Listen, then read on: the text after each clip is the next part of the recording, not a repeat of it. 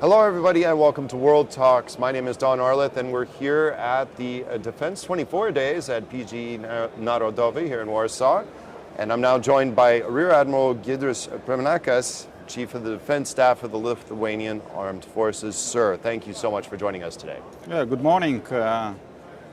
It's great to be part of this big event where the representatives from industry, military and government gathered together to solve important today's questions. Well, it's great to have you here, and of course there's been a lot of talk lately about the threat that Russia poses directly right now and that of the future by the end of the decade. We've heard warnings from President Zelensky. Even Poland's prime minister has said Russia may test NATO with an act of aggression within a few months, as now would be decent timing since the United States relationship is somewhat in the air. Do you share this view that it could be within a few months that Russia would test NATO and it may test NATO in the Baltic states? You must be ready all the time. It's rather unlogical that Russia start something serious in foreseeable future because they need to reconstitute their armed forces. The armed forces are still involved in active war in Ukraine, so it would be irrational and would be stupid from a Russian side to do that. But you never count on rationale dealing with Russia, so we must be ready all the time, and we are doing it to be better from day to day. Based on what we're seeing on the battlefield in Ukraine, Ukraine's been pretty successful in the last few months. It's taken more of its territory back since the failed counteroffensive of 2023.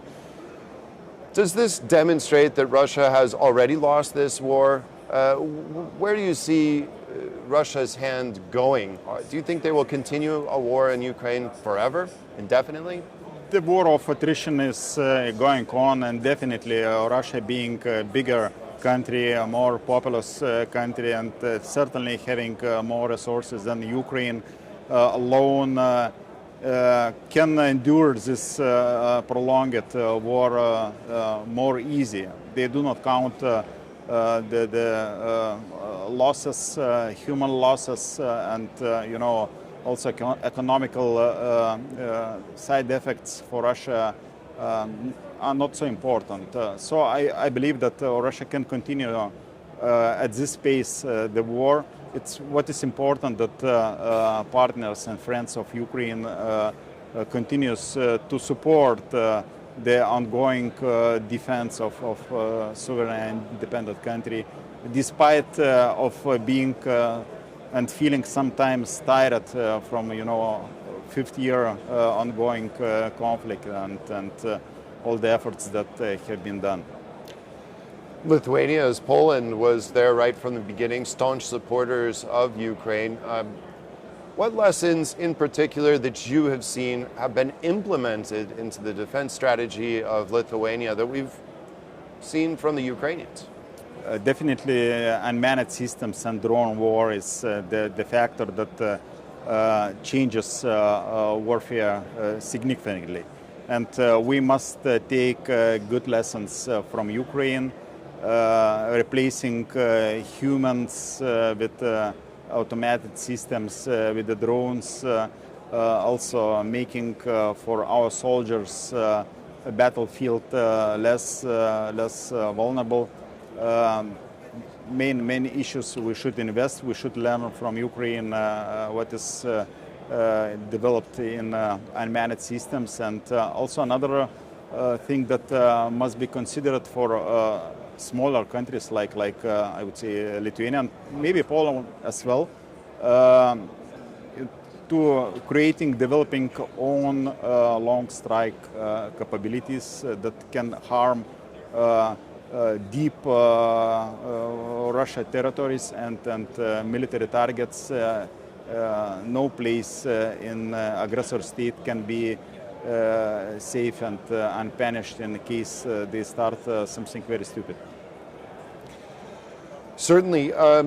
I'd like to ask about, in terms of procurement, you mentioned unmanned systems, and with a small population like Lithuania, and we see the manpower shortages on the front lines in Ukraine, which are very long. Yes. But in terms of procurement,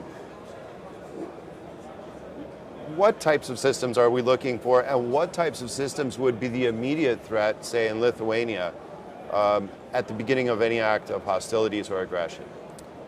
You know, the spectrum of threats varies very much. Right now, being in kind of gray zone conflict with Russia, most important probably is to increase our capabilities in air defense.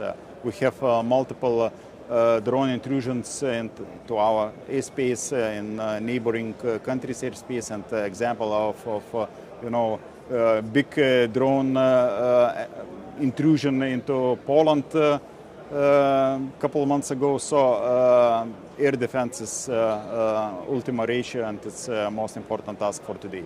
But the other investments must be not forgotten, like investment into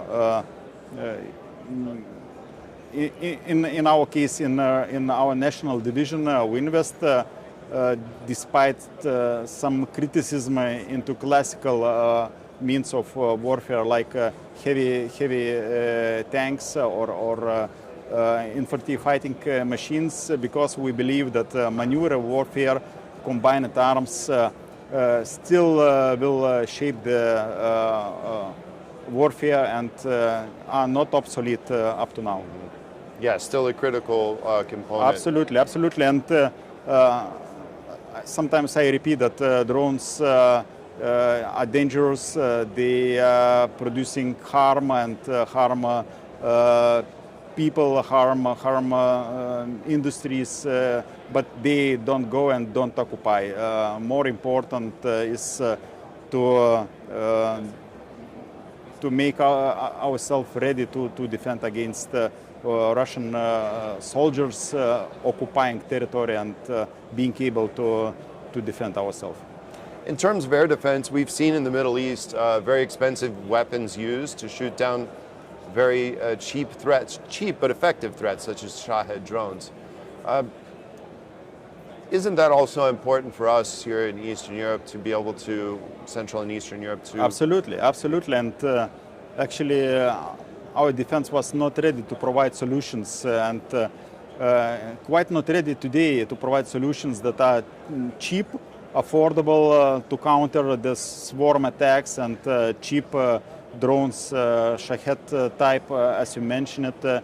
But such defense industry days like this one is a good platform to exchange from military side our needs, and for industry to show their solutions, and probably in very short time learning from example in Ukraine, you know, developing our own solutions and products. We will be able to provide some of very effective means to counter this threat. In your opinion, are we using the expertise of the Ukrainians to the full extent? And what in particular expertise do the Ukrainians possess that is in high demand here? I can repeat that definitely and unquestionably Ukraine is the leader in utilizing unmanned systems. Their implementation cycle is very fast. It's what we need to do better in Europe, in NATO, because sometimes from the demand till we have the needed product, it takes not months but years. And in Ukraine is completely different. In a couple of days they have different systems to try and just to prove it in real combat, and we should take this example from Ukraine. Otherwise, the best example that we see from Ukraine, apart from the military level, is the all-state approach, the ability to fight, combining military and civilian means, resilience of population. that are factors that matters, and for small countries are crucial to defend our way of life and our independence.